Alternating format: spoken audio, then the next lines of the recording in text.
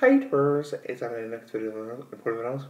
So I want to discuss the gluten-free diet right now. I've been on the gluten-free diet going on 47 weeks, pretty cool, big ass gluten for life. Now I want to discuss after almost a year, because 52 weeks will be a year on the diet. That's pretty amazing. Nice big ass gluten for life.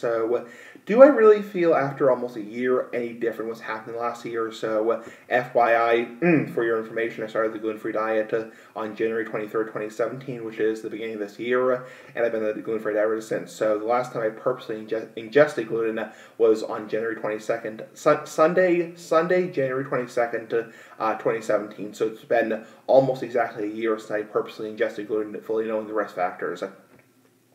So in the last year, I've seen my doctor, nice big ass doctor for life, a couple times, and he's tested my gluten levels via blood. He's also done an endoscopy of the small intestine, and he says the damage looks like it's recovering, the damage looks like it's healing. You know, you're doing wonderful with the diet, nice big ass diet for life. Your blood work came back normal.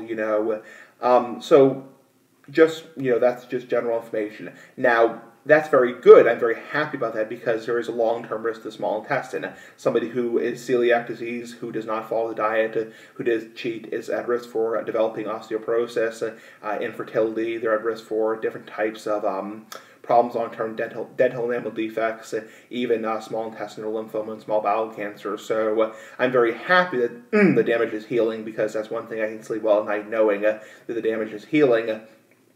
I already smoke myself, so I'm already putting myself at risk for some cancers by smoking smoking cigars and pipes, nice big ass cigars. It does irritate, your mouth and your throat. So I'm happy that I can worry about one less thing. So you get the point.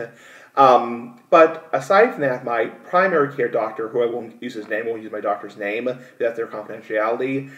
He kind of, I don't want to say like I said before, my gluten-free vlogs, he kind of advertised the diet.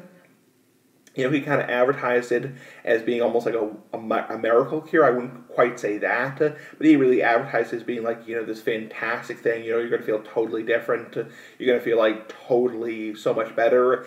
And while I do admit I'm feeling a hell of a lot better, I think that's mainly due to the fact that I'm on my higher dose of medication for my bipolar symptoms. My Depakote, after, basically a year being on 1,000 milligrams, it's been almost exactly a year.